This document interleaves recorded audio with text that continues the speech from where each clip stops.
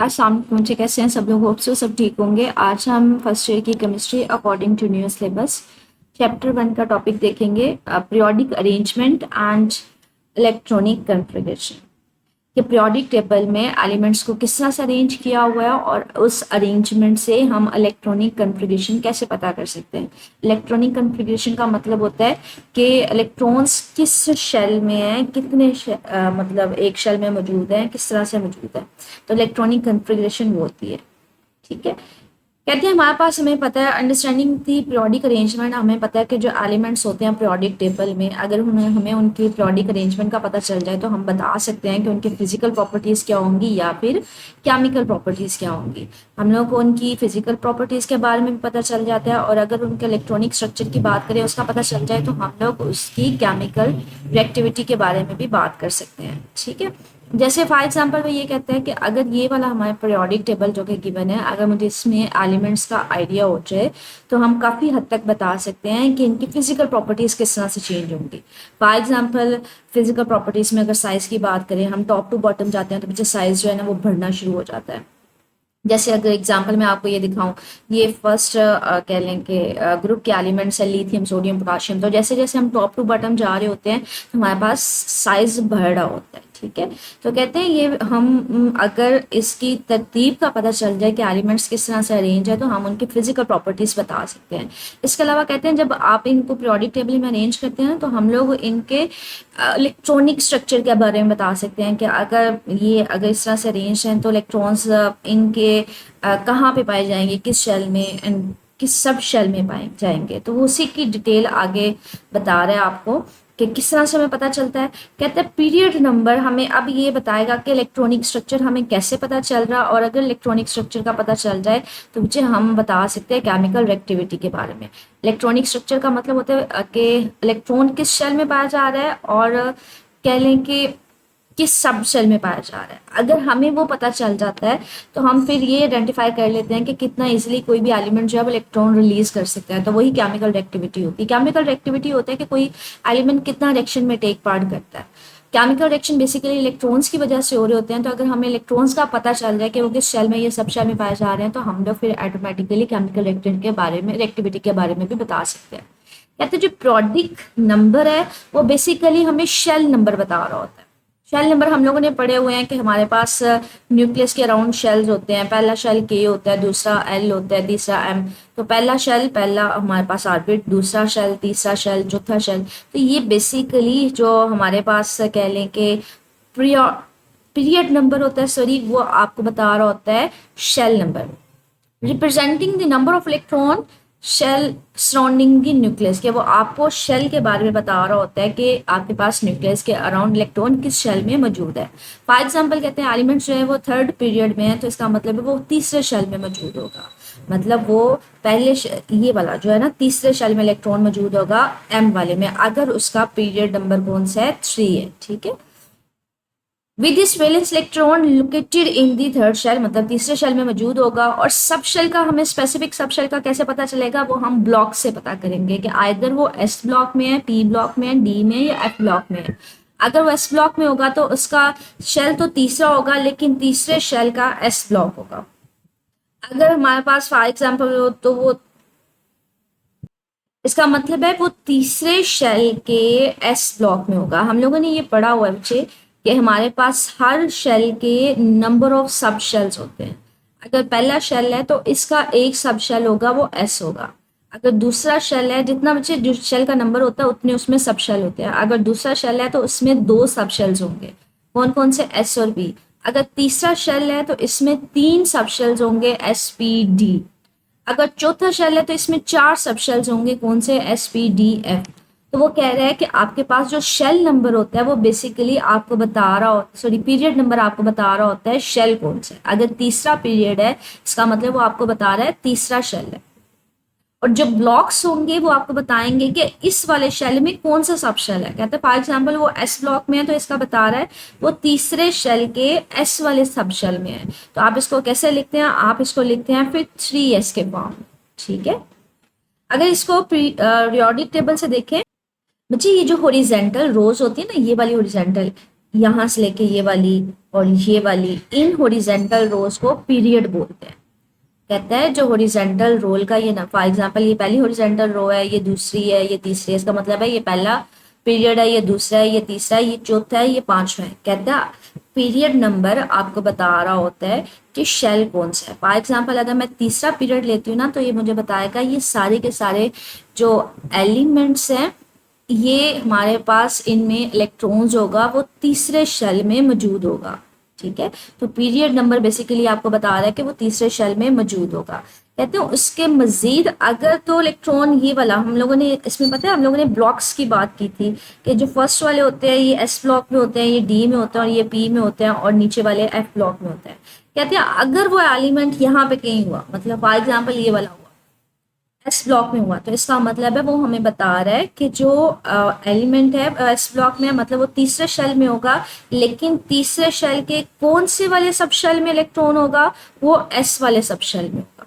तो ये बेसिकली हम लोग डाटा ले रहे हैं किससे, पीरियोडिक टेबल से। ठीक है, आगे वो कहते हैं group number indicates the number of valence electrons. अच्छा, इसको ना थोड़ा सा एक हम बात करते हैं। पीरियोडिक टेबल में हम अगर हम बात करें तो हमारे पास क्या होता है, ये ग्रुप नंबर स्टार्ट होता है 1 2, आगे जो है ना हम लोग बात करते हैं 3 4 5 6 7 8 9 10 11, ये दरमियान में ट्रांजिशन मेटल्स आते हैं। अच्छा, उनका जो वैलेंस इलेक्ट्रॉन्स है वो कम ज़्यादा हो सकते हैं, हम लोग अभी उसको निगलेक्ट करेंगे। हम लोग यहाँ से स्टार्ट करें 1 2, काउंटिंग स्टार्ट कर लेते हैं 3 4 5 6 7 8। ठीक है, तो ये जो नंबर है ना, ये बेसिकली हमें बता रहा है, ये ग्रुप नंबर, पहला ग्रुप, दूसरा ग्रुप, तीसरा ग्रुप, ये बता रहा है कि इनके वैलेंस शेल में कितने इलेक्ट्रॉन्स होंगे। पहला ग्रुप है तो 1 होगा, दूसरा ग्रुप है तो 2, तीसरा ग्रुप है तो 3, चौथा ग्रुप है तो 4, पांचवा तो 5, वैलेंस शेल में 5 इलेक्ट्रॉन्स होंगे। छठा ग्रुप है तो 6 इलेक्ट्रॉन्स होंगे, 7 है तो 7 इलेक्ट्रॉन्स होंगे, ये 8वां होता है तो 8 इलेक्ट्रॉन्स होंगे। ट्रांजिशन मेटल्स को हम कंसीडर नहीं कर रहे, तो कहते हैं ग्रुप नंबर बेसिकली आपको बता रहा होता है वैलेंस शेल में इलेक्ट्रॉन्स कितने हैं। अगर यहाँ से देखें बच्चे, ये जो ट्रांजिशन मेटल्स हैं इनको आपने कंसीडर नहीं करना, ये वाली। ठीक है, क्यों? क्योंकि यहाँ पे ट्रांजिशन का मेटल्स का जो कह लें कि वैलेंस इलेक्ट्रॉन्स है वो कम ज़्यादा हो सकते हैं, तो फिलहाल के लिए इनको कंसीडर नहीं करना। ये वाली ट्रांजिशन मेटल्स को आपने ग्रुप नंबर ये वाले कंसीडर करने हैं। ये पहला ग्रुप, ये दूसरा ग्रुप, ये 13वां है, 13वां के 14वां 15वां, यहाँ पे 1 को निगलेक्ट करें तो ये तीसरा पढ़ेंगे हम, चौथा, पांचवां, छठा, सातवां, आठवां, ट्रांजिशंस को हमने निगलेक्ट किया। तो पहले ग्रुप का मतलब है इन सबके बाहर वाले शेल में 1 इलेक्ट्रॉन होगा, दूसरे ग्रुप का मतलब है बाहर वाले शेल में 2 इलेक्ट्रॉन्स होंगे, तीसरे का मतलब है 3 इलेक्ट्रॉन्स होंगे। तो ये 13वां नहीं पढ़ेंगे, 3 पढ़ेंगे ग्रुप अगर हमने वैलेंस शेल इलेक्ट्रॉन्स की बात करनी है। 14वें को चौथा पढ़ेंगे, मतलब इन सबके बाहर वाले शेल में 4 इलेक्ट्रॉन्स होंगे, इन सबके 5 होंगे, इन सबके 6 होंगे। 17वें को 7वें के हिसाब से पढ़ेंगे और इसको 8वें के हिसाब से पढ़ेंगे। ठीक है, तो हम बेसिकली ये ग्रुप नंबर आपको बता रहा होता है कि इनके वैलेंस शेल में सबसे बाहर वाले शेल में कितने इलेक्ट्रॉन्स होंगे। तो मैंने ये बोला है कि ट्रांजिशन मेटल्स को निगलेक्ट करना है इस केस में, क्योंकि इनके डिफरेंट इलेक्ट्रॉन्स हो सकते हैं। आप सिर्फ ये ग्रुप की बात करेंगे 1 2, यहाँ पे इसको पढ़ेंगे, मतलब 13 14 है तो 1 को निगलेक्ट करके तीसरा, चौथा, पांचवा, छठा, सातवां और आठवां। ठीक है, अब मजीद उसको देखते हैं। तो कहते हैं बेसिकली ग्रुप नंबर आपको बता रहा होता है कि किसी भी एलिमेंट के वैलेंस शेल में इलेक्ट्रॉन्स कितने होंगे। ठीक है, तो वो इलेक्ट्रॉन्स के बारे में इंफॉर्मेशन दे रहा होता है। कहते हैं फॉर एग्जाम्पल आप एक एलिमेंट कंसीडर करें जो तीसरे पीरियड में हो। अभी 2 मिनट पहले हमने ये बात की है, पीरियड आपको किस चीज की इंफॉर्मेशन देता है, वो आपको इंफॉर्मेशन देता है शेल की। तीसरा पीरियड है मतलब तीसरा शेल होगा। हैज 2 ग्रुप्स, इसका मतलब है ग्रुप नंबर कौन सा है, दूसरा। मैंने अभी बताया ग्रुप आपको बता रहा होता है नंबर ऑफ इलेक्ट्रॉन्स, दूसरा ग्रुप है तो कितने इलेक्ट्रॉन्स होंगे, 2 इलेक्ट्रॉन्स होंगे। तो यहाँ पे ये कह रहा है ग्रुप 2 आपको बता रहा है कि कितने इलेक्ट्रॉन्स है, वैलेंस इलेक्ट्रॉन बाहर वाले शेल में 2 इलेक्ट्रॉन्स है। वैलेंस शेल कहते हैं जो सबसे बाहर वाला शेल है। ठीक है, तो ग्रुप आपको बता रहा होता है कि सबसे बाहर वाले शेल में इलेक्ट्रॉन्स कितने हैं, पीरियड आपको बता रहा होता है किस शेल में। इसका मतलब है आपके पास थर्ड पीरियड बता रहा है आपको शेल कौन सा है, तीसरा शेल है। ग्रुप 2 आपको बता रहा है कि वो आपके पास सबसे बाहर वाले शेल में कितने इलेक्ट्रॉन्स हैं, 2 इलेक्ट्रॉन्स हैं। ठीक है, इसका मतलब है वो हमारे पास कौन सा है, वो मैग्नीशियम है। वो कैसे हमने आइडेंटिफाई किया है, ये देखिए, ये हमने आइडेंटिफाई कैसे किया है, हमने ये आइडेंटिफाई किया है कि आपके पास तीसरा पीरियड है, ये तीसरा पीरियड है, 1 2 3 तीसरा पीरियड है।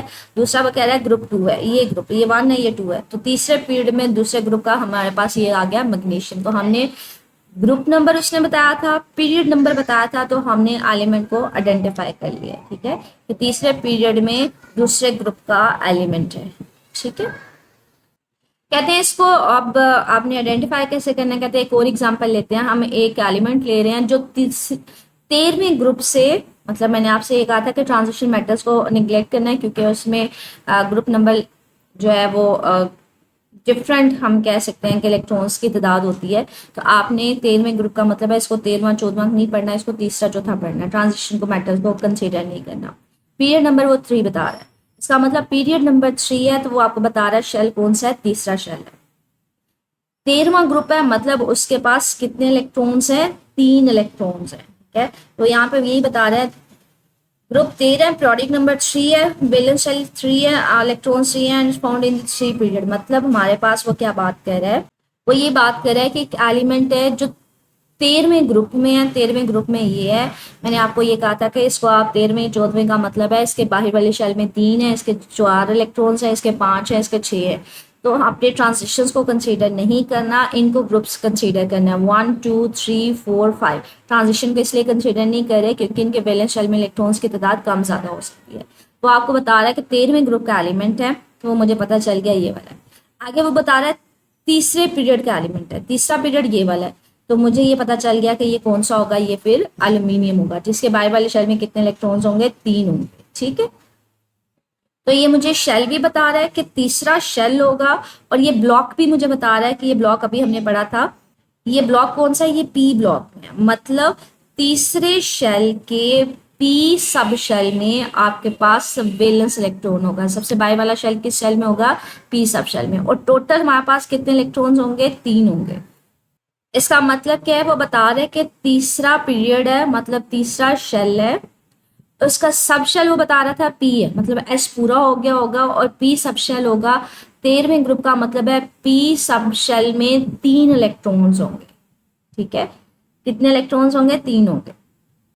सॉरी, तीसरे शेल में टोटल 3 इलेक्ट्रॉन्स होंगे, मतलब एस वाला पूरा हो गया होगा और पी में 1 होगा। तो मैं रिपीट कर रही हूँ कि तीसरा शेल होगा मतलब पहला और दूसरा शेल पूरा होगा, तीसरे शेल में 3 इलेक्ट्रॉन्स होंगे, और तीसरे शेल में वो बता रहा है कि सब शेल कौन सा होगा, पी, मतलब एस वाला पूरा हो गया होगा और बाकी जो होगा वो पी में होगा। टोटल 3 इलेक्ट्रॉन्स होंगे तीसरे शेल में। ठीक है, तो 2 एस में पूरे आगे होंगे और 1 1 में होगा। तो अगर इसकी इलेक्ट्रॉनिक कन्फिगरेशन देखें वो ये होगी हमारे पास कि 3 वैलेंस इलेक्ट्रॉन्स हैं, और किस शेल में होंगे, वो थर्ड शेल में होंगे।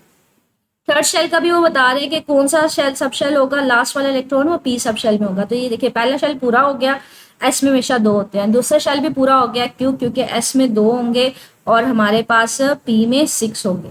तीसरा अब स्टार्ट हुआ है, तीसरे में वो कह रहा है तीसरे शेल में 3 इलेक्ट्रॉन्स हैं, तो 2 तो एस में आगे, 1 वाला वो पी में होगा, तो उसके टोटल 3 इलेक्ट्रॉन्स पूरे हो जाएंगे।